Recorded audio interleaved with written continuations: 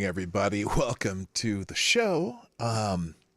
So I'm just going through different news aggregators and stuff, and I'm realizing that there's a funny little video that kind of describes how the media treats Joe Biden. Now, Joe Biden, of course, had a little mishap yesterday, and which is not unusual because he pretty much every time he gets in front of the public, he has some sort of verbal mishap, and it's not stuttering, it's just him forgetting things. And so we're gonna talk a little bit about that today. Talk a little bit about the coup for today. A lot of news than that.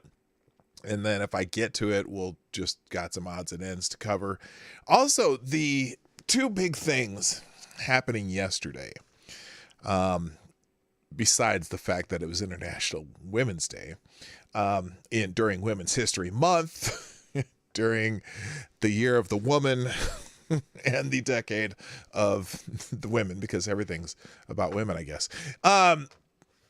One that I really had almost zero interest in whatsoever, and that was Meghan Markle and her interview with Oprah.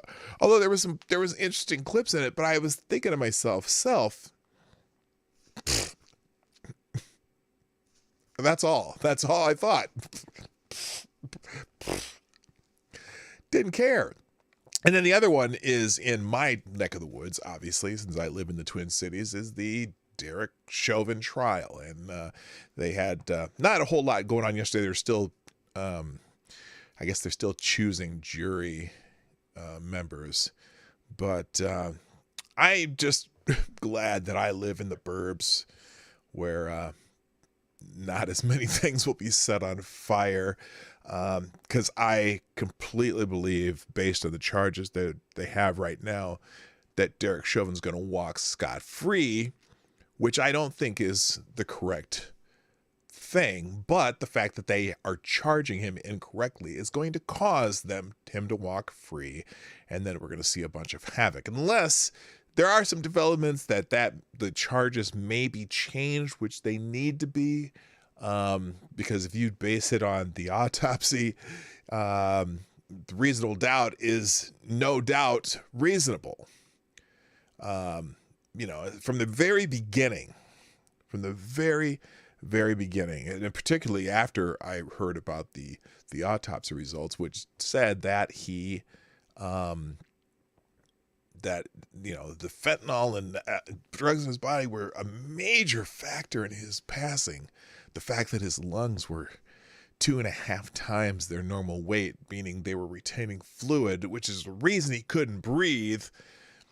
And the fact that there was no neck trauma, supposedly by the man kneeling on his neck, tells me that this is at best negligent homicide. Now, I don't know what the charge that would be called in Minnesota, but negligent homicide, meaning that Chauvin's lack of situational awareness, and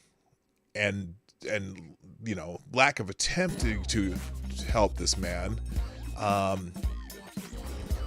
is the reason that he died. Now, had he given the man attention, the man probably would have died anyway.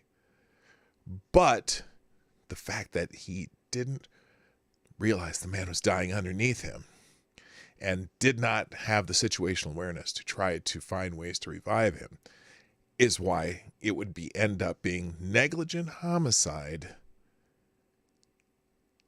in this case. But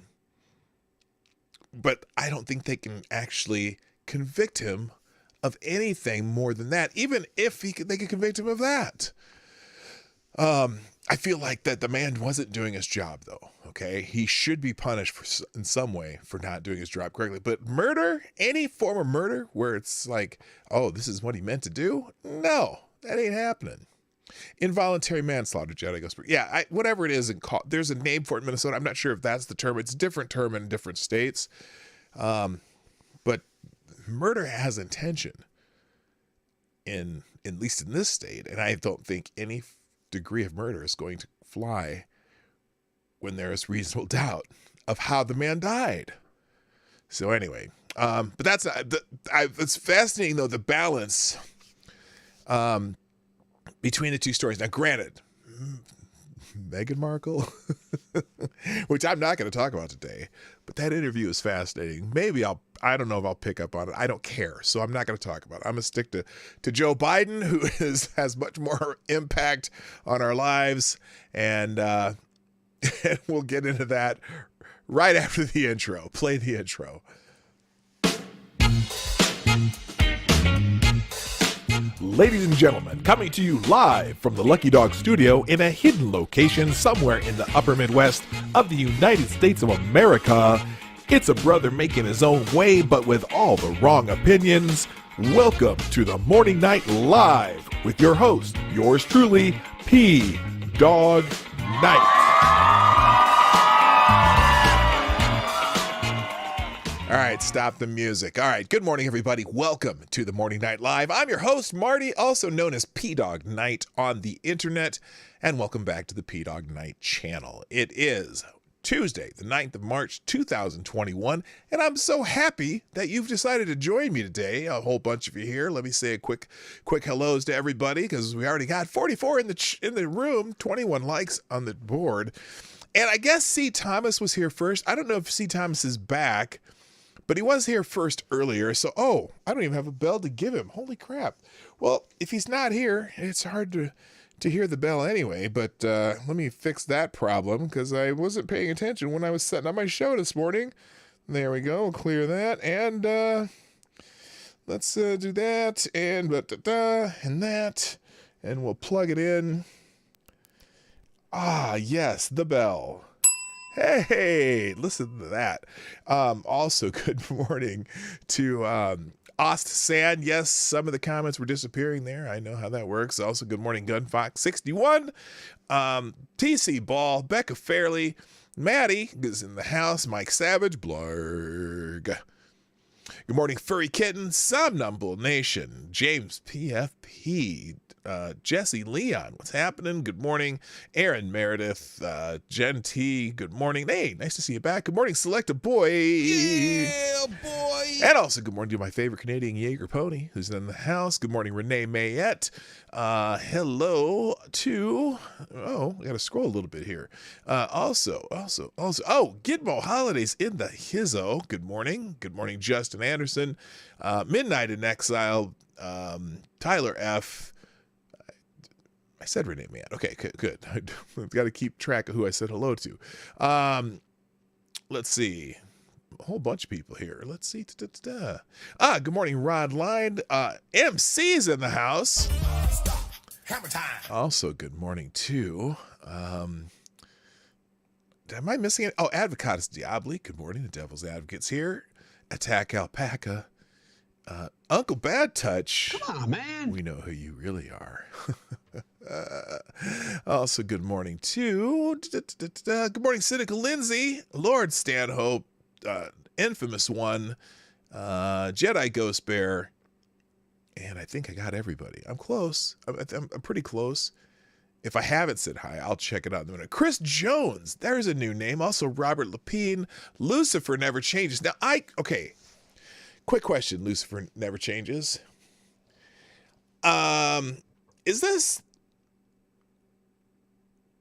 Is this one of our regulars, Cat, on the stream, or is this a whole different person? Also, good morning to Sean. How you doing? Also, first sponsor of the show today would be This Is Kyle. Good morning, This Is Kyle. Thank you very much for the first sponsor, who says, hello, chat people and P-Dog. This is Kyle, sponsoring the show through the Streamlabs link, which pops up in the chat and is in the description down below. You can also sponsor the show using SuperChats, Venmo, or Cashapp. All that information is either on the screen or in the description down below. But, we like Streamlabs, because then it could be by the way, because Streamlabs, you can become what This Is Kyle is right now. This is Kyle. You are the new Streamlabs Superstar Donor of the Day. And thank you very much for being here. Also, good morning, Jaded Emerald. Good morning, Michael Hatfield. And I'm getting there. I think I've got everybody. All right.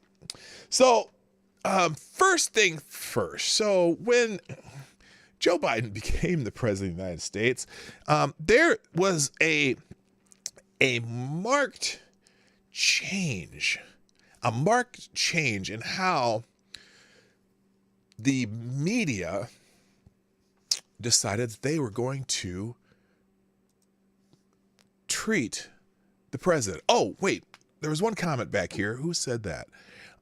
If he was going to die anyway, why would there be charges? Okay, here's why.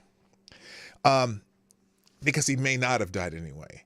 Part of the problem, when as his lungs were heavy and fluid, laying on his side may have exacerbated the fact that he couldn't breathe. They needed to keep him standing, possibly. Now, we don't know, but what I'm saying is, had they had situational awareness, did what they could to make sure that George Floyd was either being revived or at least attended to in a way that would help sustain him until the ambulance got there, then there wouldn't be any charges against the 4 officers. But the fact that he was held down, and the fact that they had no situational awareness, and he died while he was being held down, I'm not necessarily saying that they would be convicted of charges, but that would be the appropriate charge because of the lack of situational awareness that the guy dies in their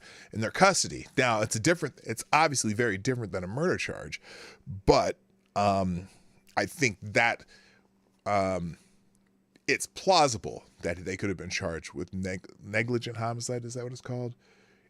Anyway, you know what I'm saying? So I'm not saying that they necessarily would, but I think had they had the situational awareness, realized that this guy was in major distress, and also tried to prevent him dying, it would have been a completely different story than it is today. Okay, that was my point. All right, let's get into Joe Biden, though, which I don't know that I should ever use that sentence ever again. The change in the way the media treated now President Biden compared to how they treated Donald Trump. And I found this great video that kind of explains it. I'm not going to play the whole thing, but I'm going to play part of it, and then I'll leave the tab up if you want to watch the whole thing, from someone named Lou Perez that gives a demonstration on how the media will treat Joe Biden versus the way they treated Donald Trump. So let's just take a look at that video. We'll watch this together, and then we'll get into today's stories. I think this is brilliant. It's 4 minutes long. Well, we'll see. I'll decide. We'll stop it here and there because, I think you'll get an appreciation, an absolute appreciation for how the media shall be treating Joe Biden. Before I start the video, though, thank you. Good morning, Anna Lynn. Good morning, JC Wolf. Nice to have you here at the show. All right, here we go. Let's try this now. Whether he would have died is a moot point. He died whilst they had control of him, and thus it became their responsibility. Yeah, that's what I'm saying. That's exactly what I'm saying, Advocatus Diaboli. All right, let's check this out, okay? Let's check this out. Also, good morning, Jaded Emerald. I'm not sure if I said hi yet, but I'm saying hi now. All right, here we go. Let's watch the video here. Here's a very good demonstration of the difference between how they treated Donald Trump and Joe Biden. Here we go.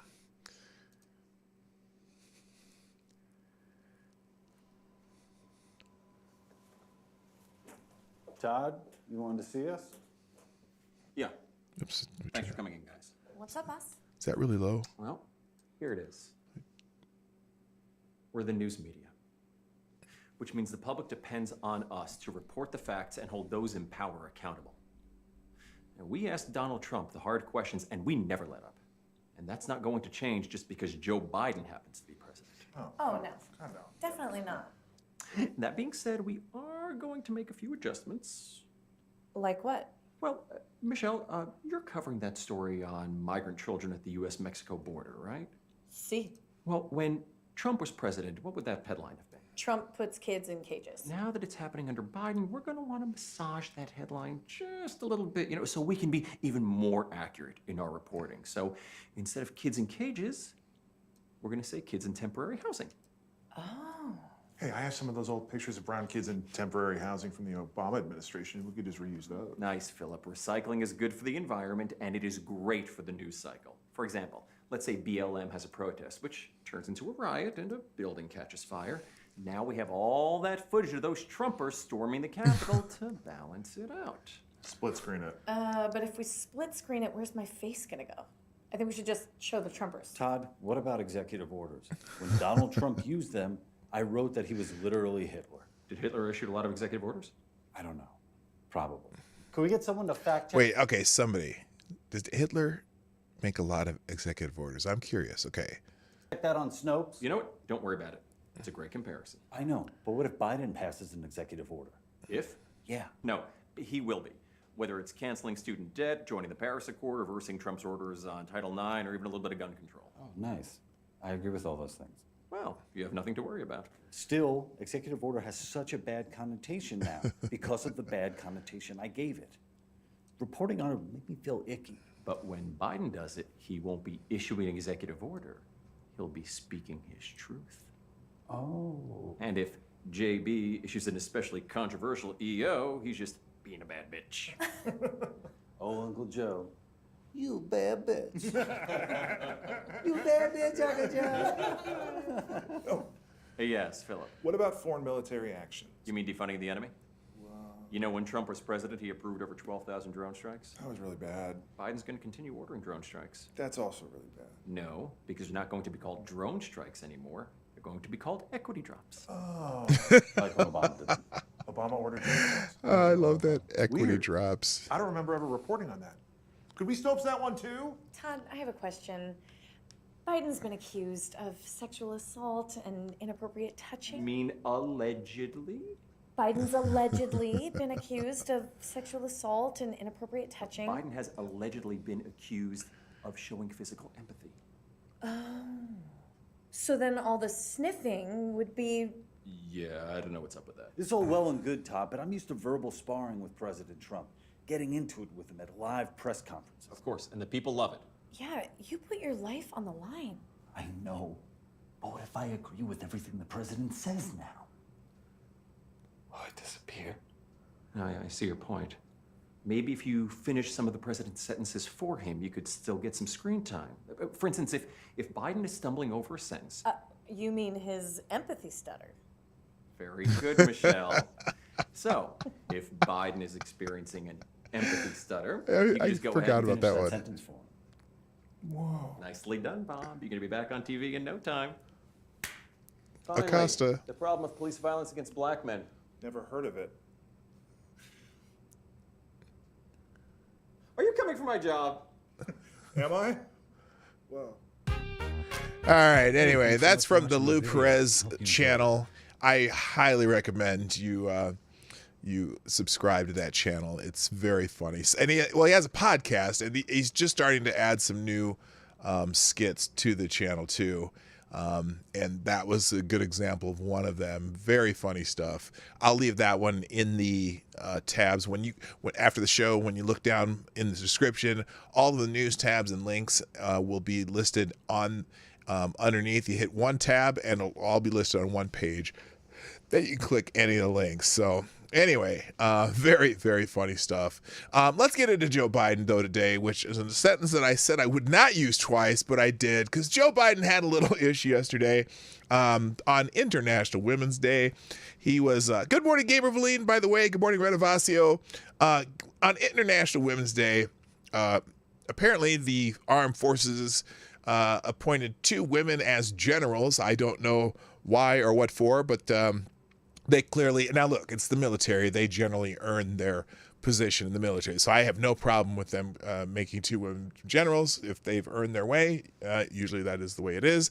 But on International Women's Day, joke in the process of naming 2 generals in the 2 branches, looks like Air Force and Army, looks like. He had a little issue, well, with one of his appointees, and so we'll just let this one. Here's where we're at. And I want to thank the former general, I keep calling him general, but the guy who runs that outfit over there. I want to make sure we thank the secretary for all he's done to try to implement what we just talked about. Okay, hang on.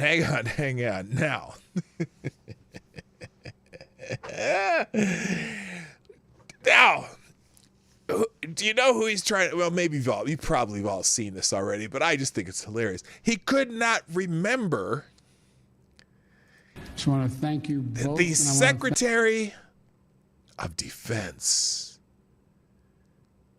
The Secretary of Defense, the man he appointed to be the Secretary of Defense, who runs that, quote, that outfit over there. I believe it's called the Pentagon.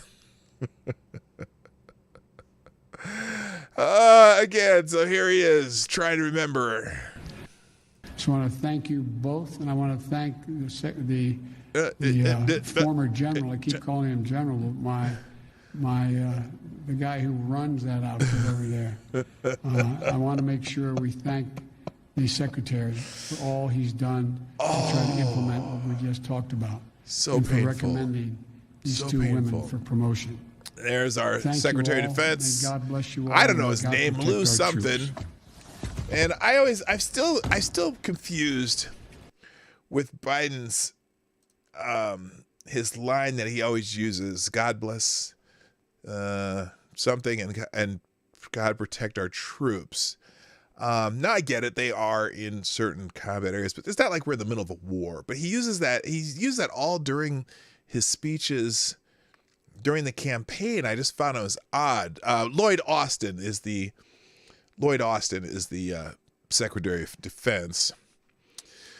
He forgot the name of his own Secretary of Defense during a tightly scripted televised speech on Monday announcing the nominations of two female generals. The announcement of the nominations of Air Force General Jacqueline Van Ovest and Army Lieutenant General Laura Richardson to the important military commands was timed to coincide with International Women's Day.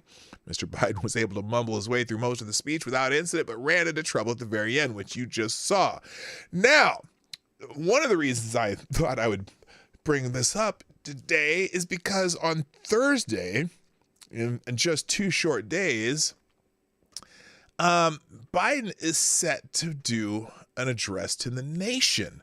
Now, if you haven't been following along, Biden has yet to do a press conference. Now, this is the longest stretch any president of the last 15 presidents has gone without doing a press conference with the nation's media.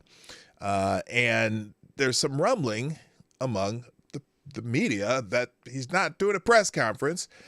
And I just got to wonder if they know why that is, because certainly most of us who pay attention to what's going on with Joe Biden knows what that's all about.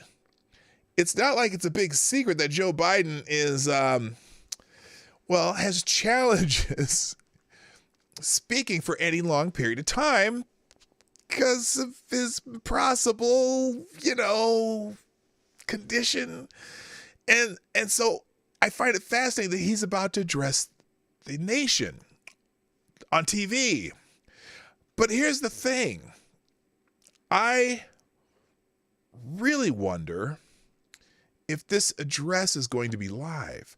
Is he going to be reading a screen? And it's going to be prime time, which means in Washington, D.C., we're talking like 9 p.m. in the evening, or maybe even 10 p.m. And is it just me, or does Biden seem to have a little sundowners going on?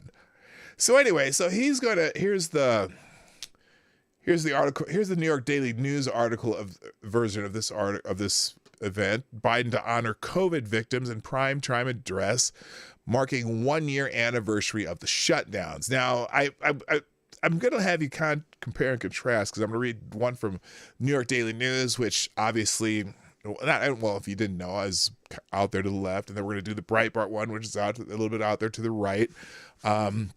Although just listen to the different tone or whatever of these two articles. So here's the New York Daily News.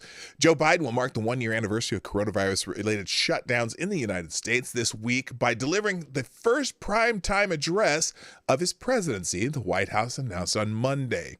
White House Press Secretary Jen Psaki said Biden will give the address Thursday, which marks exactly 12 months since the U.S. implemented the first restrictions on international travel to curb the spread of COVID-19 in response to the World Health Organization declaring the virus a global pandemic.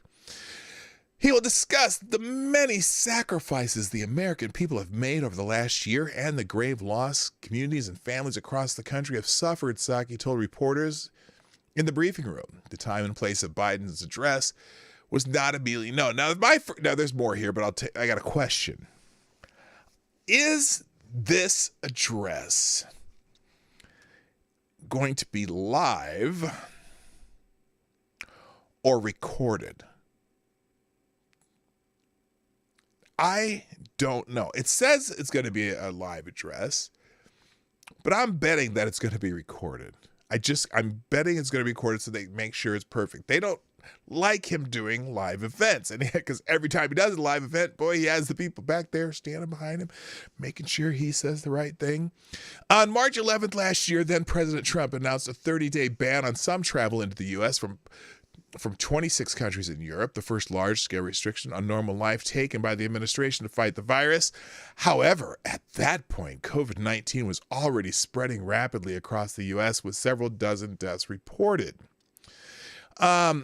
As of Monday afternoon, more than 525,000 Americans have died from COVID-19, according to a tracker from Johns Hopkins University, making the U.S. national toll the worst in the world.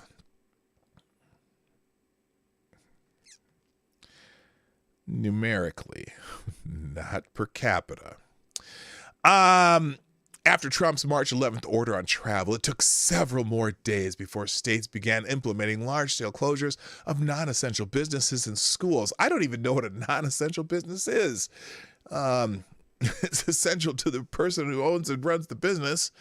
California Governor Gavin Newsom became the first governor in the country to order a statewide stay-at-home order on March 19th. Governor Cuomo followed suit the next day, implementing a similar stay-at-home order for all of New York on March 20th. Now, interesting, the two states that started first were Cuomo and Gavin Newsom, and both have been praised repeatedly for what they've done, and yet still New York, highest per capita, well, behind New Jersey, second highest per capita, both cases and deaths. California is on the lower half of the lower end of the scale as far as all the states. So clearly, I guess it really didn't matter whether you had a stay-at-home order or not, because those two states were the first to do it, and one had really bad results and one had not as bad results. But of course, Gavin Newsom didn't send a bunch of people to nursing homes and group homes, which is, didn't tell you about the group homes yet. I think I have a story about that too. By the way, good morning, Legit Low Talker, and somebody else showed up that I didn't see before. Who was that? Oh, Ham and Beans, what's up? Anyway, now it would take nearly another month before face mask mandates and social distancing guidelines became a part of the American vernacular. Well, that's because at the time we were told by the expert, you know who the expert is, we were told by the expert that masks weren't necessary. In fact, on March 6th or 9th, something like that, we still were being told no significant changes need to be made to your behavior. And then they came out the 16th and said, oh, wait, let's try the 15 days thing. Anyway, public health experts widely believe that if business shutdowns and face mask usage started earlier, thousands of lives could have been saved. Hey, guess what? Those public health experts didn't recommend that earlier than that. because we followed the public health experts' guidelines. How do you think we got there? Anyway, good morning. Now what? Thank you. New viewers, so impressed, but I have been since we met in 1980. You to Dog. Is this this is one of my friends. I know who that is. I bet that's my friend Wendy. Hi there. Anyway, so that's the end of the New York Daily News version of the article, okay? Wait, 1980? Did I meet you in 1980, 81, 81? Oh, okay, yeah. That would have been the fall of 1980. Okay, hi. How you doing, Woo? Nice to see you. All right, so let's go to the Breitbart version of this, because there's some subtle little differences. You know what I mean? Subtle little differences. So here we go. Here they are. Joe Biden plans primetime address for coronavirus shutdowns anniversary. Now, let's see. Does that make... Okay, so honor victims, still both using the word anniversary. Cool. President Joe Biden will deliver a primetime address on Thursday. The White House confirmed Monday addressing the one-year anniversary of the coronavirus shutdowns.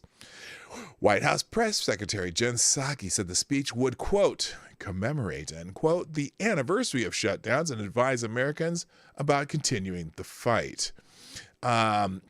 The president will look forward to highlighting the role that Americans will play beating the virus and moving the country toward getting back to normal. She said this will be Biden's first primetime address to the American people since becoming a president. I still say that it's probably going to be on tape. I don't believe he's going to do it live. He doesn't. This is one that you really don't want to screw up.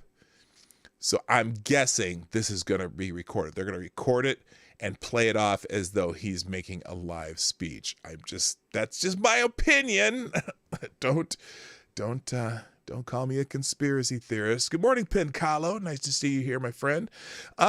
So anyway, the speech will make the 1 year anniversary of President Donald Trump's March 11th speech to address the spread of coronavirus, announcing new travel bans to protect Americans from the virus. Now, interesting, I just noticed in the New York Daily News article, let's see, okay, Trump did this, but it didn't matter, versus the Breitbart, just the anniversary of what Donald Trump said. At the time, Trump also urged Americans to practice good hygiene in response to the virus. Wash your hands, clean oft-used surfaces, cover your face and mouth if you sneeze or cough. And most of all, if you're sick or not feeling well, stay home, he said. President Trump did not advise public lockdown guidelines to slow the spread until March 16th when he announced his 15 days to slow the spread campaign, which he extended to 30 days at the end of the month, and a year later, we're still screwing around with lockdowns and stuff like that. But that's just how it is, right? Anyway, but so let's do a poll in the chat, just of put your answer down. Do you believe that this address by President Biden will be live? Or do you think it'll be a recording? Just you can write either live or recording. Personally, my mark says live. By the way, while you were doing that, I just remind you that I do have my cup of reparations right here. If you have a drink, bottle, cup, bourbon, water, coffee, milk, orange juice, whatever, this would be a good time to take a sip and just join me with that. And there you go. Did I miss the State of the Union address this year? So what? That would make the very last one in history features Rush Limbaugh receiving a standing ovation. Yeah, yeah, that's true. We're still waiting for the State of the Union. That ain't happening. And I don't think there's going to be a press conference. I really think they're going to just keep putting it off and putting it off, and I don't think we're going to see it. Memorex, recorded, pre-recorded, recording Best of Biden, Memorex, pre-recorded, recording if it's not deep fake. Yeah, I don't believe for a second that this is going to be a live address. He cannot. And look, the reason it's going to be recorded, in my mind, is that they cannot take a chance on him flubbing his first major address to the people of the United States. So I got a feeling they're going to make sure that it's recorded. It's perfect. He doesn't sound like the doddering old fool that he sometimes or often comes off as. Live with no question. Well, no, definitely no question. Look, usually these types of addresses to the nation don't have questions anyway. There will be no press. It'll be just cameras. That's why I also think it's going to be a recording. They're going to record it in advance. Anyway, let's move on here. Now, this is something new, and this is out of the Free Beacon. Apparently, Mr. Biden's staff didn't have a whole lot of confidence in Mr. Biden. And remember, okay, before I even hit this article, remember, I think it was not too far after the election, maybe it was just before the election, when Nancy Pelosi, there's a big thing about Nancy Pelosi doing questions about the 25th Amendment. Y'all remember that? Where she was, and everyone thought it was, because of Trump. You know, they thought, she thinks Trump's crazy, yada, yada, yada. Good morning, Mr. Yes. But there were some people. No, it was after the election because Biden in won, and even though there was a lot of people questioning that, Biden had won, and she started researching the 25th Amendment. And everyone thought, that's because if they can't get him impeached, they were going to try to invoke the 25th Amendment.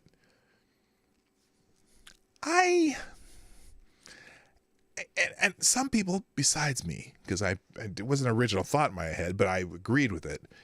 I think they were actually doing that because of Joe Biden. Because we all have that over and under. How long is Biden actually going to stay in office? Is he going to be there 4 years? Is he going to be there 2 years? And then, Kamala will take over just after the deadline to make it so she can run twice or whatever. Well, here's an interesting article. Unstable, non-genius, Biden aides feared cranky candidates' epic tongue lashing, according to this book that's coming out. 25th Amendment, ? Disturbing details raise questions about Biden's fitness to serve. A new book on the 2020 elections raises serious questions about President Joe Biden's temperament, citing the cranky septuagenarian's willingness to unleash his fiery temper, especially at the expense of young staffers who dared to speak their minds. Now, who would have guessed this? If you remember some of the campaign stops in Iowa, remember when he got the dude who tried to ask him about gun control and he started getting that guy's face, or about the guy, how about look fat? Remember that guy? Remember why are you getting so, whatever, man.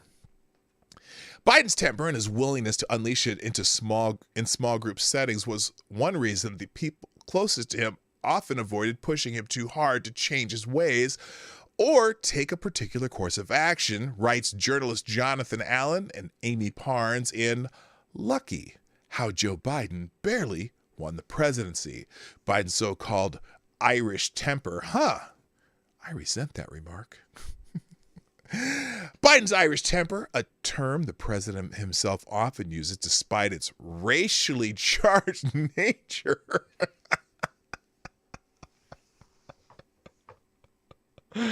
Oh my God. Yeah, that's the racially charged name. Yes, us Irish are so discriminated against now.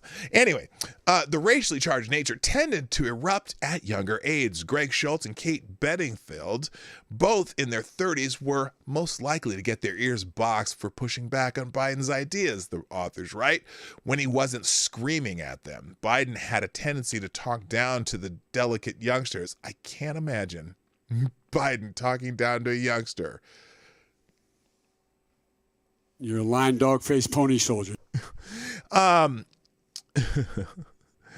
The authors recount a meeting in early 2019 when a visibly irritated Biden hollered at and unloaded on Schultz, who had rather ironically advised the candidate to adjust his tone with younger voters. These new details about Biden's inability to take constructive criticism without lashing out raises serious questions about his fitness to serve as commander-in-chief and could prompt a discussion about invoking what? The 25th Amendment. Ultimately, Biden made his own decisions and got cranky when they were made for him. Jeez, he must be cranky all the time right now, huh? Anyway, the authors write, nobody wants to suffer one of his epic tongue lashings. The candidate didn't like to be questioned, which meant that even his most senior aides conspicuously avoided confrontation because no one wanted to be in the receiving end of Biden's rage. Now, can you imagine why they might not like Biden taking questions from the press? Although, now, except in some certain settings, such as a town hall where CNN goes out and gets all the questions and feeds them to the people who are going to ask the questions, because obviously they're reading off of cue cards. But can you imagine if someone gets a little bit contentious? Imagine the equivalent of a Jim Acosta sparring with Joe Biden. Come on, man. Biden's volatile temper also almost got the best of him, the authors report, during a July 2019 primary debate when his future running mate, Kamala Harris, attacked him for befriending racist senators and promoting racist legislation. Biden was pissed and steaming inside following Harris's broadside, which would prove to be the high water mark of her presidential campaign. During a commercial break, a seething Biden turned his podium to neighbor Pete Buttigieg and stammered, "This is just a bunch of bullshit." Wow, I've never heard that story before. Lucky also contains new details about Biden's tumultuous relationship with former President Barack Obama, who was enamored with failed candidate Beto O'Rourke in the early stages of the 2020 primary, but skeptical of Biden's ability to win. The New York Times previously reported that Obama had warned fellow Democrats not to underestimate Joe's ability to fuck things up. And that's one of those famous quotes. We know about that. LOL, CNN town halls got more plastic plants than IKEA. Yeah. Yeah, so true. So anyway, yeah. Anybody surprised by that at all? I'm certainly not. Anyway, let's talk a little bit of little COVID news. There's some COOF news. By the way, I am a COVID survivor, as you well know. I am part of the 99.97%. Thank you for helping me get through that. You all share in my recovery. Anyway, apparently Wyoming is about to lift their mask mandate, so that's another state. I wonder. I haven't heard any criticism of Wyoming like they did with Texas and Mississippi. And obviously Connecticut, everyone pretended that they didn't even do it. But now Wyoming is going to lift their mask mandate and other COVID-19 restrictions, according to Governor Mark Gordon. Wyoming is rolling back its statewide mask mandate and will allow bars, restaurants, theaters, and gyms to function as normal, according to the Republican governor. The state will end both mask mandate and the restriction on bars and yada, yada, yada, according to a press release from the governor's office. And they repeat it 3 times in this article because that's kind of what happens in a lot of Daily Caller articles. But so here's the thing. Another thing that we've been noticing if you've been watching COVID updates in the news is that they're finding out, or at least like 78% of the people who are hospitalized or who have been hospitalized with COVID, 78% have been either considered overweight or obese. Apparently there's a a correlation. I don't know. We don't know if it's causation, but there's certainly a correlation. And also, they say that the countries where most people have died have been the countries that have the most highest percentage of overweight or obese people. Now, so I'm so glad that I'm still alive because, I resemble that remark. But anyway, so it's kind of ironic that all these states closed all the gyms. But also, if you think about the death toll, and how it doesn't affect younger people as much. So anyway, being obviously age and your other regular fit and healthness, that's not a word. However healthy you are, has an effect on whether you get hospitalized or die from COVID. So that's an interesting correlation. Shocker. By the way, good morning, Zablu. How you doing? Anyway, this governor, let's see. He says, I want to thank the people of Wyoming for their commitment to keeping one another safe throughout this pandemic, Gordon said in a press statement. It is through their efforts that we have kept our schools and business operating and our economy moving forward. I ask all Wyoming citizens to continue to take personal responsibility for their actions and stay diligent as we look ahead to the warmer months and to the safe resumption of our traditional spring and summer activities, he added. Wyoming is one of those states that hasn't had a ton of cases either. I'm sure that a lot of it's due to proximity of people. There's much more spread out state without a lot of really cities that have a bunch of people on top of each other. Their peak count was 600 new cases a day on average since December, They saw a peak count of roughly 600 cases per day. Now the numbers have dropped approximately to 60 per day, 1/10 of what they used to be. Wyoming had one of the most efficient vaccination drives in the country. The governor's office stated nearly 100,000 first doses have been given. 19% of the state residents have gotten at least one dose of COVID-19 vaccine, according to Gordon's office. Children, however, will still continue to wear masks at school even after March 16th. Oh my God. Okay, somebody hasn't read the science in that one. But anyway, so good for Wyoming. More states are following suit. Also, the CDC has stated that fully vaccinated people can gather without masks. This is okay. These new CDC guidelines are a little strange, if you ask me, but here's what they say. The CDC's latest COVID-19 guidelines state that fully vaccinated people can gather together without masks. You can also go maskless around low-risk, non-vaccinated people. Now, I don't know if they define what a low-risk, non-vaccinated person is. Maybe, just maybe, they mean people like me, COVID survivors. I'm part of the 99.97%. But here it goes. The CD considers you fully vaccinated 2 weeks after the second dosage and 2 weeks after the single shot from Johnson & Johnson.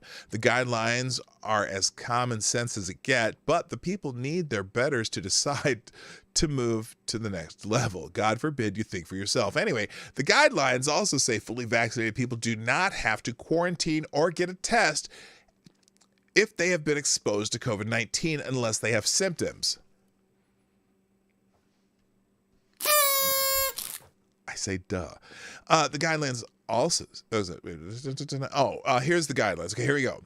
What's changed? If you've been fully vaccinated, you can gather indoors with fully vaccinated people without wearing a mask. You can gather indoors with unvaccinated people from one other household, for example, visiting with relatives who all live together without masks, unless any of those people or anyone they live with has an increased risk for severe illness from COVID-19. If you've been around someone who has COVID-19, you do not need to stay away from others or get tested unless you have symptoms. However, if you live in a group setting like a correctional or detention facility or group home, I'm sorry, I'm sure the people living in correctional and detention facilities are reading these guidelines as we speak, and are around someone who has COVID-19, you should still stay away from others for 14 days and get tested even if you don't have symptoms. Okay. Now, let's see. We know that people want to get vaccinated so they can get back to doing the things they enjoy with the people they love, said CDC Director Rochelle P. Walensky. There are some activities that fully vaccinated people can begin to resume now in their own homes. Everyone, even those who are vaccinated, should continue with all mitigation strategies when in public settings as the science evolves, as we keep guessing. And more people get vaccinated. We will continue to provide more guidance to help the fully vaccinated people safely resume more activities. The CDC recommends you stay 6 feet apart from each other and avoid crowds in public, gathering unvaccinated people from more than one other household, or visiting with an unvaccinated person who is at increased risk of severe illness or death from COVID-19 or lives with a person at increased risk. Experts believe that 9.2% of the population is considered fully vaccinated. They estimate over 17% of the population has had at least one dose. So there you go. There's the CDC guidelines. But I don't know if you heard about this case. This is kind of crazy. So apparently there was a woman who was in a Whole Foods with a disabled child. I would say child as in their offspring, not necessarily a child, but apparently a 14-year-old daughter. In today's overbearing but Whole Foods is apologizing to them because of this story. A grocery store in Vienna, Virginia ignored a statewide order that does not force disabled people to wear a mask, but they still wanted to kick the kid out.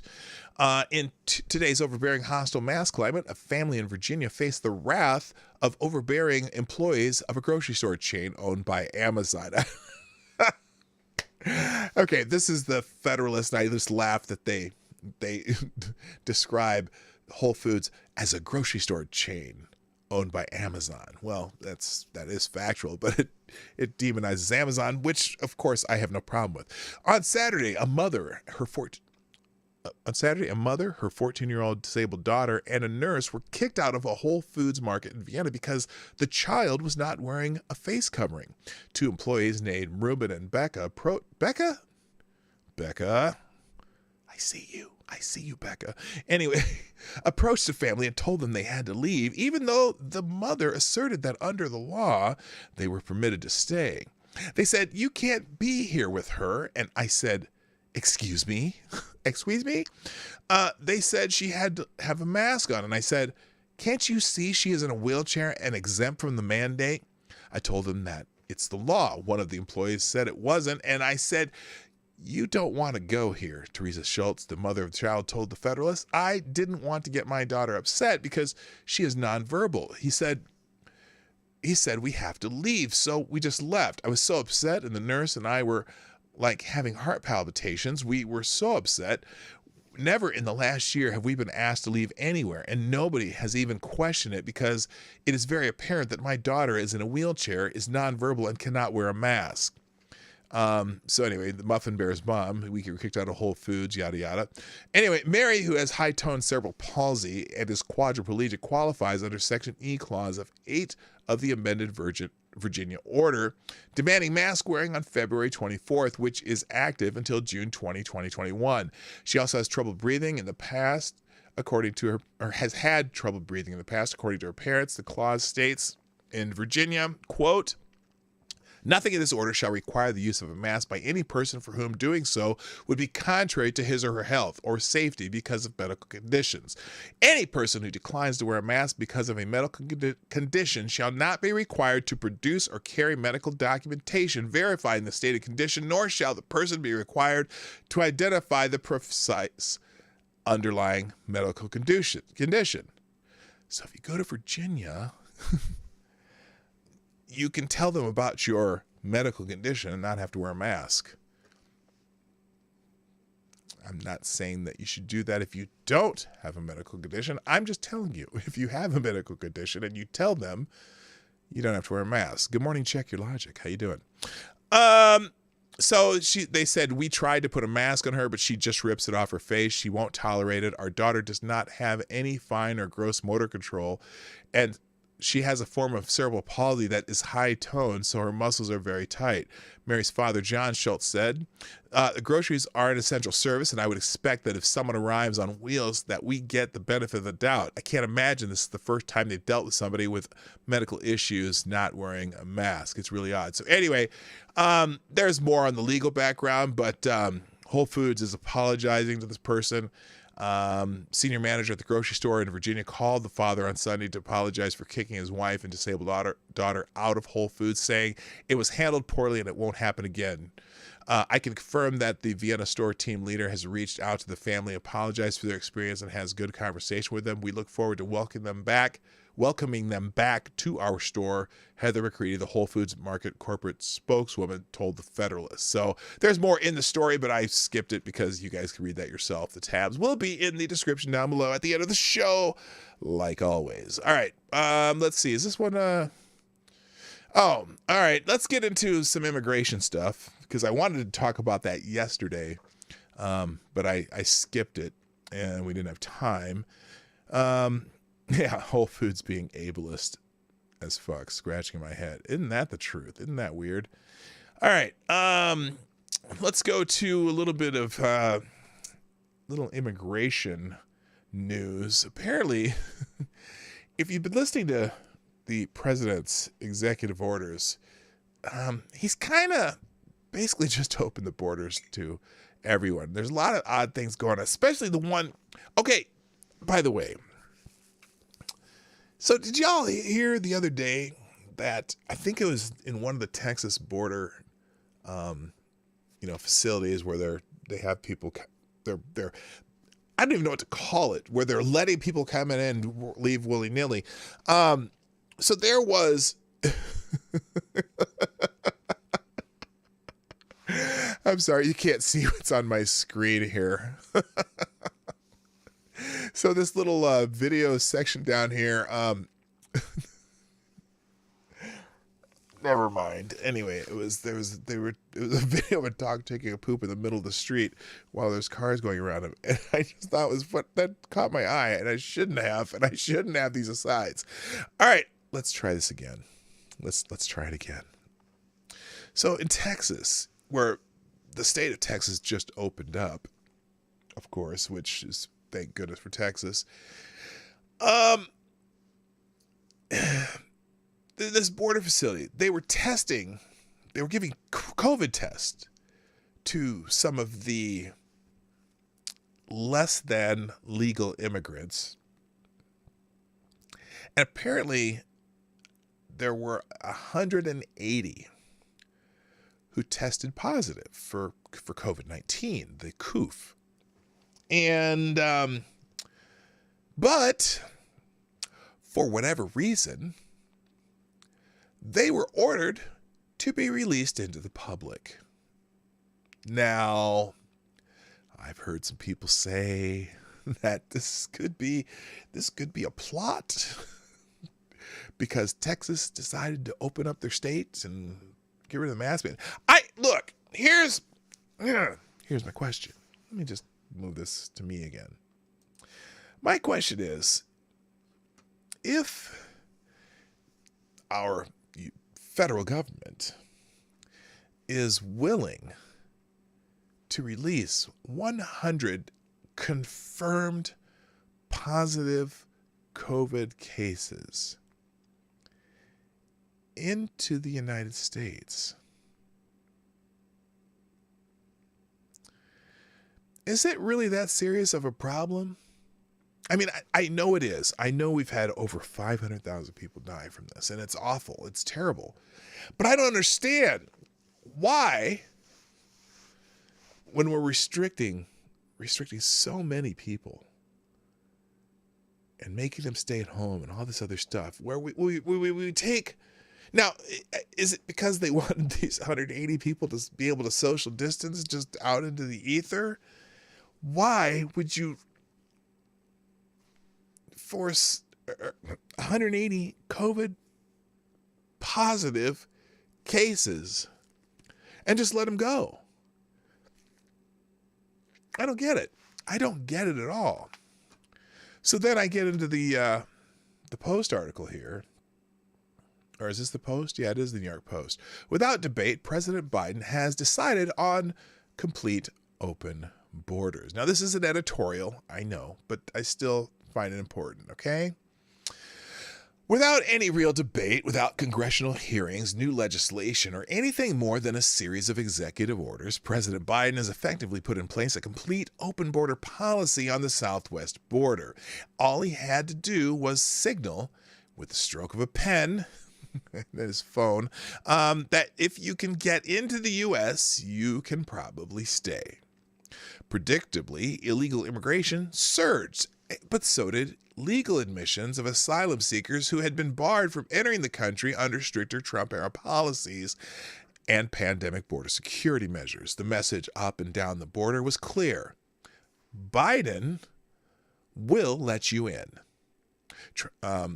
The result, whether Biden will admit it or not, is a full-blown crisis. So many unaccompanied migrant children are entering the country right now that federal agencies responsible for housing them are nearing capacity of the cages.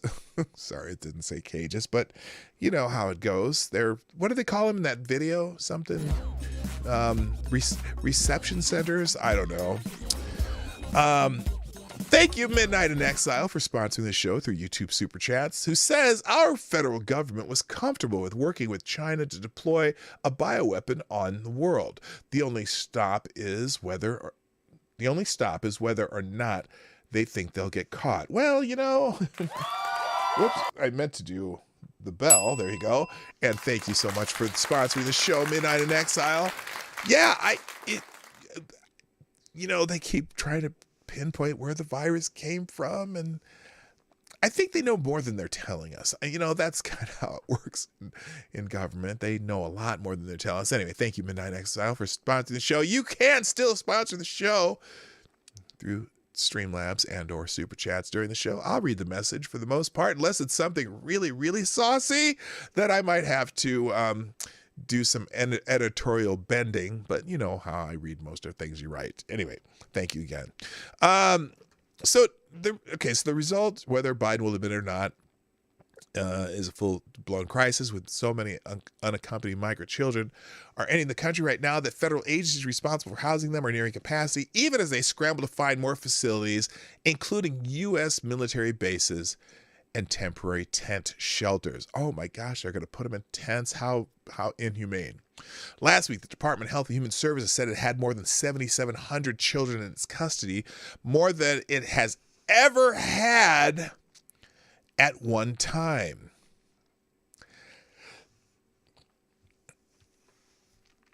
And they were bitching about 500 kids not 3 or 4 months ago. Remember that? That we still had 500 kids who hadn't found their parents. 7,700 now. The number of migrant children crossing the border is on pace to exceed the all-time record by a whopping 45%, according to federal officials who are scrambling to find up to 20,000 beds to house unaccompanied minors. Meanwhile, migrant camps in Mexico border towns are quickly emptying out thanks to Biden's executive order ending the Trump-era Remain in Mexico program. One shelter in the Mexican city of Matamoros across the border from Brownsville, Texas, housed more than 3,000 migrants. It's now deserted after several large groups of migrants were escorted over the border by officials with the United Nations. State and local authorities have been overwhelmed by the influx of migrants in South Texas, the busiest stretch of the border for illegal immigration. In Brownsville, more than 100 migrants released from federal custody tested positive for COVID-19 recently. The town's mayor said they are seeing about a 6% positive rate and asking migrants who test positive to quarantine in local hotels, although they cannot force them to do so. Really? Why can't we force them to do so if they're in the country illegal? Maybe we should quarantine them in certain government facilities. It's just me. Meanwhile, Mexican drug cartels are taking advantage of the situation, charging migrants thousands of dollars per person in order to cross. Cartel-associated smugglers are so busy they're issuing wristbands to migrants to keep track of them and collecting personal information from migrants to ensure payments of debt to the cartels after they're released into the U.S. Great. Well, let's just say that Biden's good for business, I guess.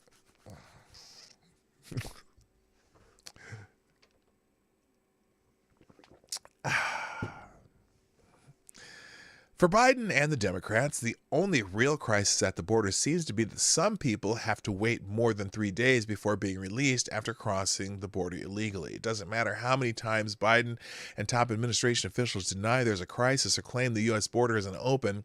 Effectively, we have open borders. The migrants know it, the smugglers know it, and anyone who cares to look at what's happening on the Rio Grande knows it. Everyone seems to knows it, except for Biden. Don't they force U.S. citizens to wear masks? Yeah, amazing, isn't it? Anyway, also now we're designating Venezuela for what's this called? Temporary protected status. Estimated 300,000 living in the United States will be eligible, similar to what they do for Cuban people who make it to the United States. The Department of Homeland Security will designate more than 300,000 Venezuelans living in the U.S. illegally for temporary protected status. On Monday evening, senior administration officials told reporters ahead of the announcement. The officials said the new designation marks a departure from the Trump administration's unilateral approach to Venezuela and will last for 18 months, as is customary of TPS designations. The move marks one part of the Biden administration's attempt to have U.S. allies increase pressure on Venezuela President Nicolas Maduro to engage in legitimate negotiations with Venezuela interim President Juan Guaidó, I don't know how to say his name, and the opposition party. One official added that the White House is in no rush to lift sanctions levied by the Trump administration against the Maduro regime until at least fruitful negotiations are underway. Joe Biden was the first Democratic presidential primary candidate to declare his support for Guaidó. In order to qualify for TPS, Venezuelan nationals must have documentation of extended residency in the U.S. by March 8, 2021, and officials conceded that coyotes and other smugglers would likely try to frame the Biden administration's announcement as a signal that the border is open. Former President Donald Trump also backed Guaidó and hosted him as a guest at the 2020 State of the Union. Trump never handed down a TPS designation for Venezuela, but deferred all deportations of Venezuelans living in the country for 18 months during his final days in office. So it seems like that, is sort of a continued policy from Trump to Biden, because I don't think they want to get into a situation where they're sending Venezuelans home to their demise, so to speak, under Maduro. So I guess that's not a terrible policy. And if for some reason that a lot of the Venezuelans decide that they want to become U.S. citizens, I don't have a problem with that. In fact, I would guess that Venezuelans in the U.S. who eventually become U.S. citizens would be very similar to Cubans in the United States, who probably just don't want the United States to become a communist regime. So, let's just wait and see on that one. Now, Jen Psaki apparently got a little dust up with a reporter over. Oh, speaking of kids in cages, she got in a dust up over reporters over lack of media access to child migrant detention facilities, which, I'm sure they're calling them special schools now or whatever. White House Press Secretary Jen Psaki got into a dust up with a reporter Monday over the press's lack of access to children migrant detention facilities. I'm surprised they're even using, well, I suppose it's the Daily Caller, so they'll say detention facilities.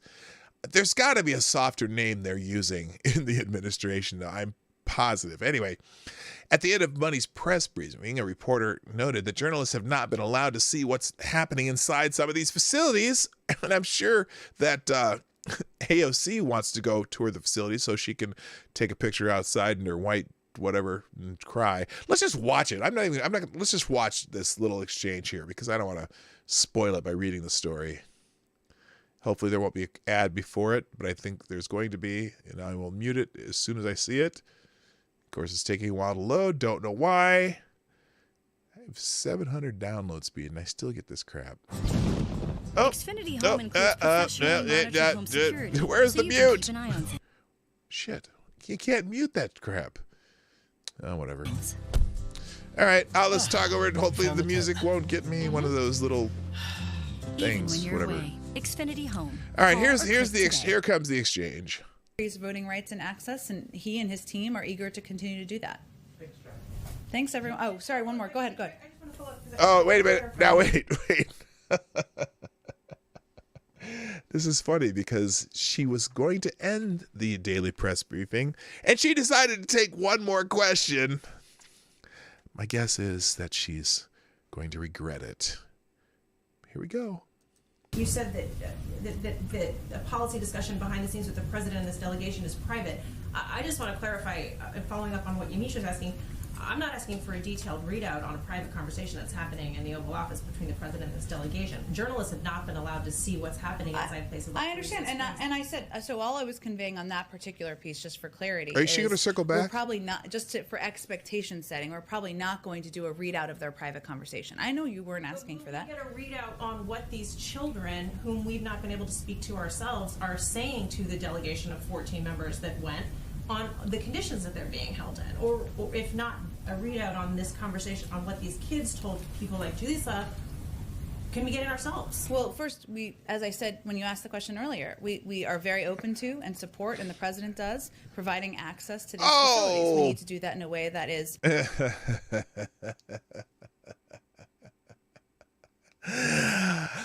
Oh, there's only one thing to say about that.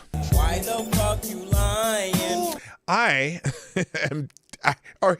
Here we go. How about... There we go. By the way, good morning, Snoopy. Good morning, Tails of Gore. Good morning. Why are you so angry? I ask myself that every day. I don't think they... Okay, well, let me let her finish her sentence here. Protects the privacy of these kids who are under 18, is safe given COVID protocols. Oh, wait a minute. Protects the privacy of the kids. Didn't we just show a bunch of pictures of kids in cages? So-called cages. Not 6 months ago. What were we talking about? They were showing pictures of kids and up against little fences. Of course, those weren't the housing facilities. Those were the border facilities where they were being processed to move to housing facilities. But anyway. And we are committed to doing that. So we're not expecting you to take our word for it. I was just conveying that any private policy conversation, I just didn't want there to be an expectation every day that we'd be reading that out. This will be an ongoing discussion. And of course, we want to bring more people in here to shed more light on our thinking, on how challenging this issue is, on what consultations we have to ensure that children are in facilities that are safe, that help. And you mean reopening the facilities that you closed down during the Trump administration, the ones they built and then they ran out of kids and then they closed them and now you're reopening because you're filling them up with kids again? With the little mobile home looking thingies and the school classrooms and toys and games and anyway. We take steps to expedite the process to get them to homes that are either family members or homes of people who are sponsoring them. Thanks, everyone. Except half of them are unaccompanied, or more than half are unaccompanied. So they're just being sent by their parents without their parents. And I don't know. Anyway, so that got a little contentious, but there will be an ongoing discussion. All right, I'm going to keep going down the line here. I don't even know what order I have these in, but we'll keep going. Kids. Oh, yeah, here we go. Biden putting migrant kids in facilities akin to jail, separating them from parents for weeks, according to reports. Oh, no. Is somebody tipping the apple cart here on what they're doing? Are they going to start calling them cages and prisons for kids? I don't know. Let's see what this says. Democratic President Joe Biden is reportedly putting migrant children in detention facilities that resemble prisons and is separating the children for weeks on end. Both issues that Democrats and the media used to attack President Donald Trump during Trump's presidency. Yeah, that's pretty well known. The number of unaccompanied migrant children detained along the southern border has tripled in the last 2 weeks to more than 3,250. Filling facilities akin to jails as the Biden administration struggles to find room for them in shelters. The New York Times reported the children are being held in facilities managed by the Customs and Border Protection Agency that were built for adults. Oh, because there's overflow. That's why. So these are cages. Hello, Bonnie. Hello, Johnny Bonsacco. How you doing? So they're running out of children facilities. So now they're putting in facilities that were built for adults. The border agency has been the subject of widespread criticism for the horrific conditions in its federal detention facilities in which children are exposed to disease, hunger, and overcrowding. So this is a New York Times report. So the New York Times is starting to criticize the Biden administration for it too, because, well, part of their idea is that they should just be letting these people go out into the ether and disappear into society. So maybe that's why they're doing this. Anyway, the news comes after Axios reported late last week that the Biden administration was allowing the facilities to operate at 100% capacity to meet the demands of the huge surge in illegal immigration taking place on the southern border. I wonder why that's happening. The centers were previously allowed only to operate at 50% to adhere to social distancing guidelines. USA Today reported over the weekend that Biden was, quote, still sheltering children separated from close family members in federal facilities for weeks on end, something that immigrant advocates and attorneys had hoped the new administration would resolve by now, end quote. The report noted in its headline that the children were being, quote, separated from relatives for weeks, end quote, under Biden. He's such a monster. And, he personally is the one ordering everything that's going on down there because, because that's what Trump did. And if Trump did it, then Biden is doing it better because Biden is much better at running the government than anyway. The migrant children often arrive with a grandparent, older sibling, or other relative, but are separated until federal officials can confirm the accompanying adult is their relative, as required under U.S. law, the report stated, but it also classifies the youngsters as unaccompanied minors and places them in federal shelters until a sponsor or adult is vetted, a process that can take several weeks or even months. So, it sucks. Anyway, the policy is different. Oh, but PolitiFact comes to the rescue. The policy is different than the Trump administration's zero tolerance policy. Trump ended up signing an executive order that changed the policy so that families are expected to be kept together even if a parent faces prosecution for breaking immigration laws, according to PolitiFact. Oh, no, they don't come to the rescue. They set fire to that. So Trump's policy changed it so that families are expected to be kept together even if a parent faces prosecution for breaking immigration law. The Washington Examiner reported late last week that multiple sources familiar with the matter, okay, I don't like that. I want sources that just say who they are, but said that the Biden administration was considering changing the names of the facilities to reception centers because it sounded less harsh. The name would distinguish the facilities, one of which has been set up in Carrizo Springs, Texas, from existing structures maintained by Immigration and Customs Enforcement and the Department of Health and Human Services Office of Refugees Resettlement, the report said. Images of one such Border Patrol facility led to criticism that President Donald Trump held kids in cages. Often, other such buildings are called detention centers or holding facilities. Well, I think that it's important to call them the new name, which is what do they say here? Reception centers, because we're receiving these children and keeping them for how long we need to. So anyway, yeah, there's that. All right, moving on. Running out of time here. And also here's just, it's, the news is all over the place. The number of minor detainees at the southern border has tripled over the last 2 weeks, which 3,250, same number, same story. Oh, this is interesting. A surge in migrant children detained at the border is straining shelters. That's interesting. They got them in tents. How inhumane. How inhumane. Anything new in this one? This is kind of a lot of repeat of the last one. Oh, but the Biden administration has resisted calling the situation at the border a crisis.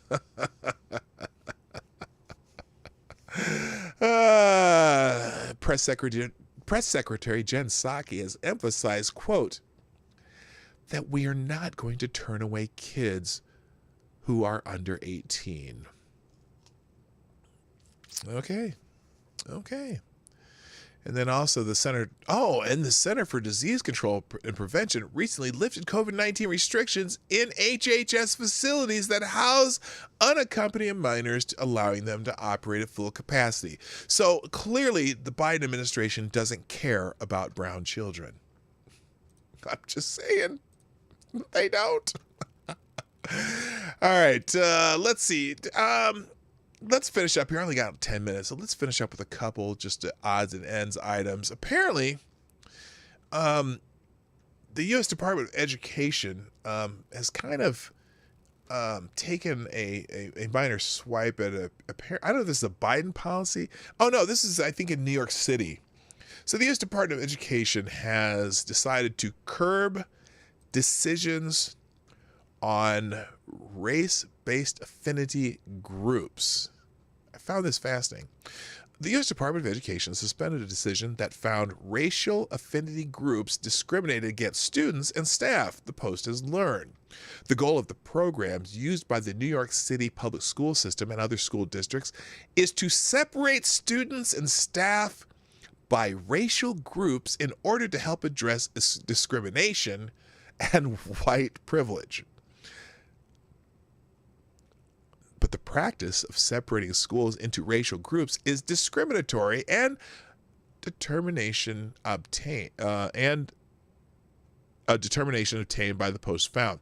The findings reached during the waning days of former President Trump's time in office in early January were in response to a complaint about a Chicago area school district's racial equity training programs and lesson plans. Sources said the findings, if implemented, could apply to New York City and other school districts. The Post last year exclusively reported about a city early childhood teachers being asked to be segregated into discussion groups based on skin color, race, and ethnicity following the George Floyd killing at the hands of Minneapolis police and the violent protests that followed.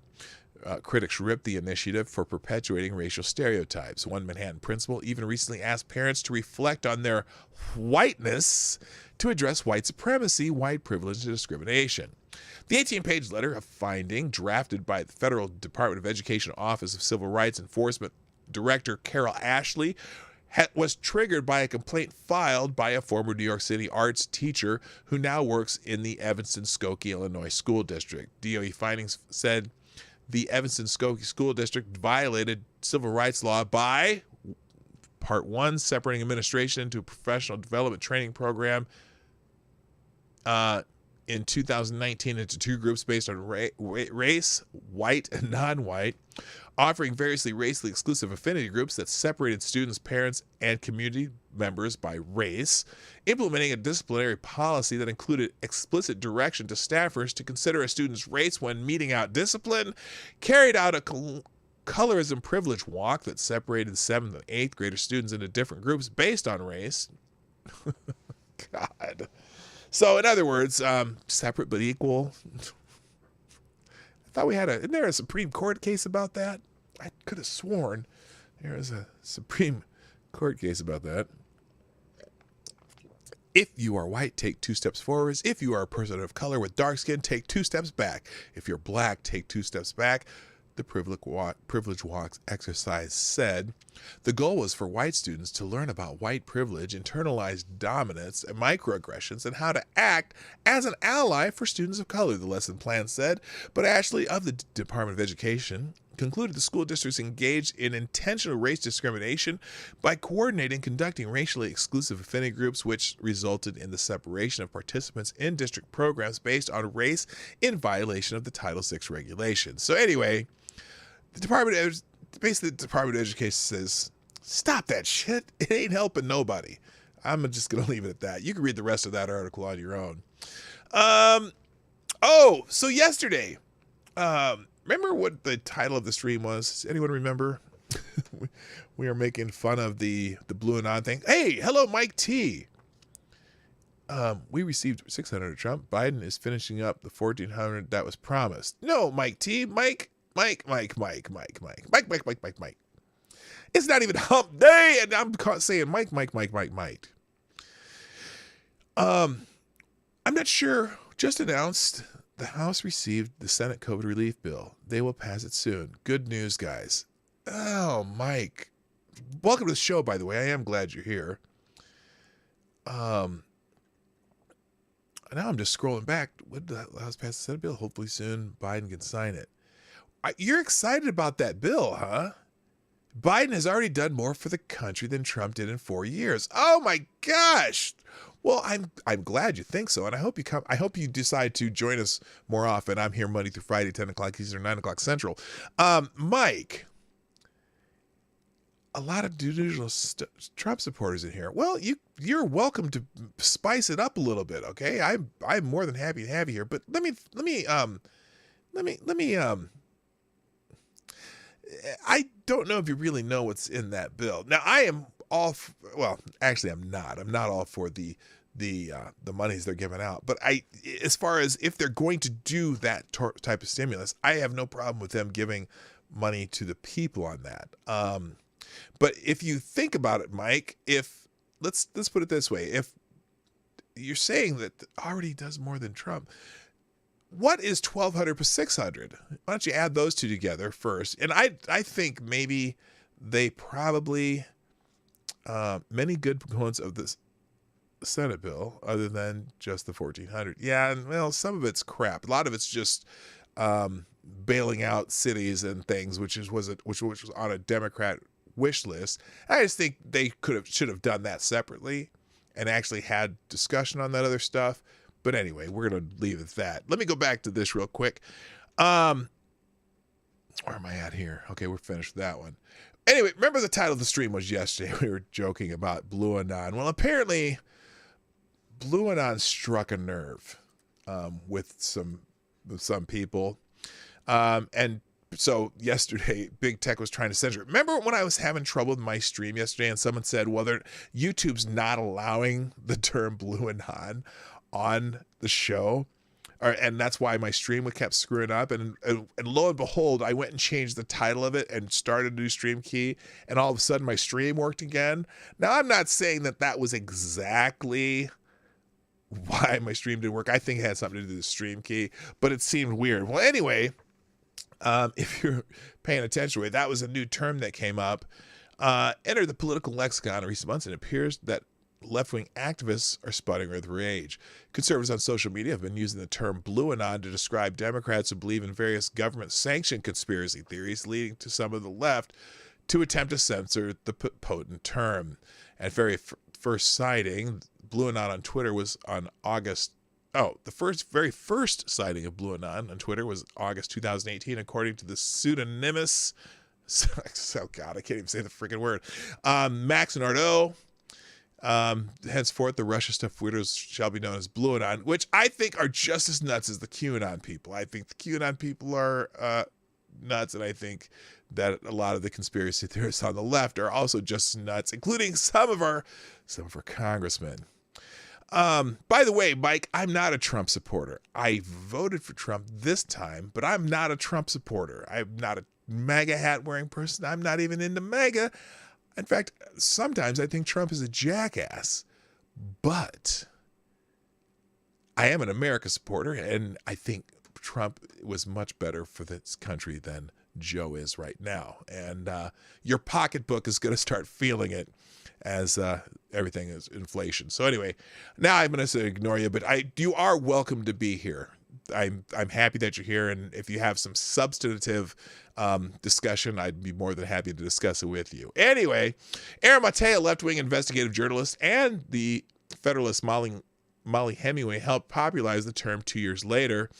Aaron Maté's tweet, QAnon is crazy, but has anyone heard that cult that thinks the president of the United States is controlled by the Kremlin? They're not exactly marginal. In addition to dominating the news media, they make feature films too, which is hilarious. And some call them Blue Anon, which I thought was funny. But anyway, in the wake of the 2020 election and the storming of the Capitol, Democrats and their allies in the corporate media have sought to pigeonhole the Republican Party as the party of conspiracy theorists. In a series of tweets last month, Nordau used the term Blue Anon to frame the left as the most prolific conspiracy theorists. What does Blue Anon mean? Who paid Brett Kavanaugh's debts? Why did Justice Kennedy resign? The Capitol riot was planned by Republicans and Capitol Police collaborated.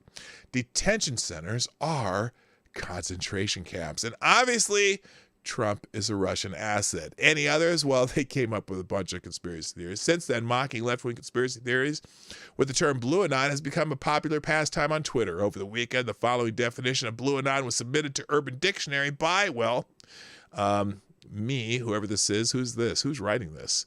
Deborah Heine. Oh, okay. Under the name Mrs. Tibbs. It did get taken down from Urban Dictionary fairly quickly, and then about 8 or 9 more people put it right back up. Conservatives on Twitter naturally reacted with shock and delight that this subversive message against the liberal establishment was allowed on Urban Dictionary's platform. The term Blue Anon quickly became a top definition on the platform and trended on Twitter. By Sunday morning, however, the term Blue Anon had been removed from Urban Dictionary, most likely falling victim by a mass flagging campaign. It's also possible that someone within the company objected to the definition and had it deleted, or someone powerful from outside the company demanded its deletion. Urban Dictionary allows many controversial terms and definitions on its platform, including very lewd and profane entries, as well as those that contain politically derogatory definitions, which you can certainly find those. Google also appear to be censoring the term, according to James Lindsay, a math PhD and founder of New Discourses and best-selling co-author of Cynical Theories, How Activist Scholarship Made Everything About Race, Gender, and Identity, and Why This Harms Everybody. Google versus DuckDuckGo, Blue Anon. They'll show, well, the pictures are here. Okay, hang on. It's taking a second to load up here. So when you would, if you looked for Blue Anon on Google, basically talking about ski goggles and things like that. However, you went to DuckDuckGo, you got the top definitions here and so on and so forth. So very interesting. Anything else in this article that I care about?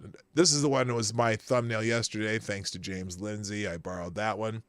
On Monday, the dam seemed to break and 14 Blue Anon entries emerged on Urban Dictionary, most of them similar or identical to the original post. The original post by Mrs. Tibbs, however, was still missing.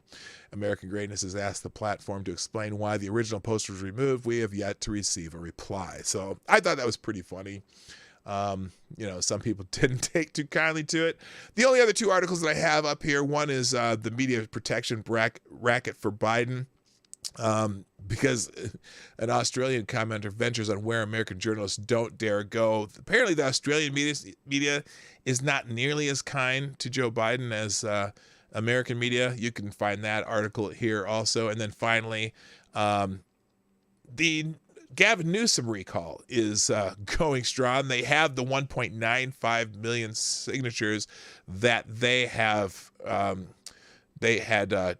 attempted to get so that they could make sure that if the signature matches that they require on recall petitions are so much stronger than their voting ones, that they have the 1.5 million signatures that they need verified to call for a recall for Gavin Newsom. I don't know if that's going to go through.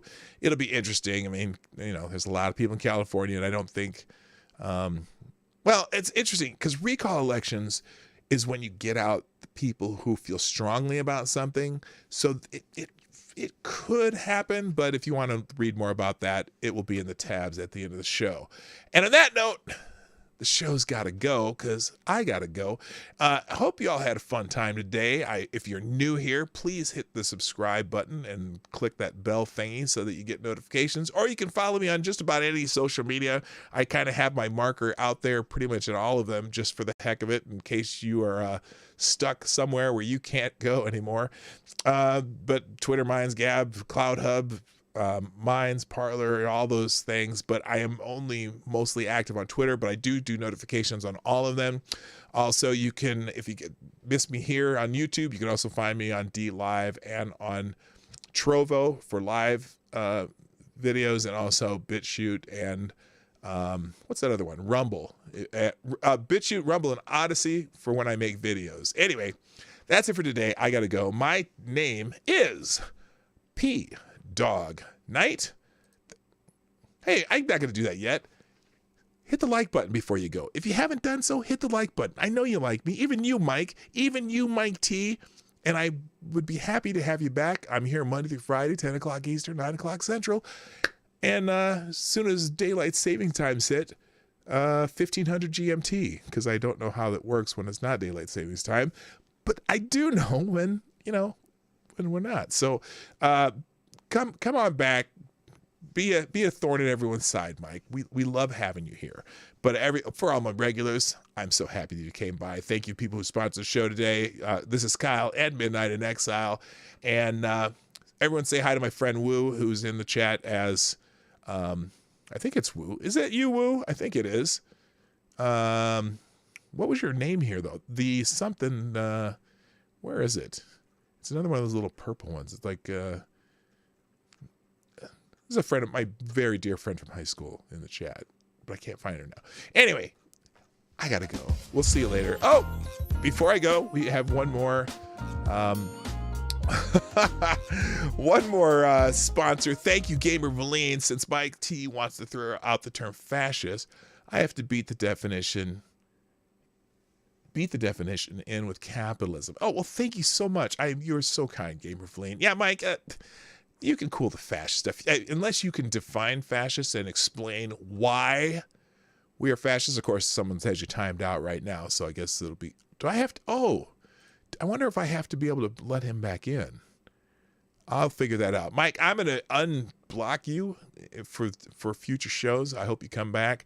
And maybe you can try and explain, when you call someone a fascist, what exactly does that mean? I bet you don't have a very good definition, but now you have time to think about it, because I will pull you out of timeout when I leave the show today. Reminder, the tabs will be in the description. I gotta go. My name's Dawg Knight, and I'm out of here. Bye-bye. Have a great day.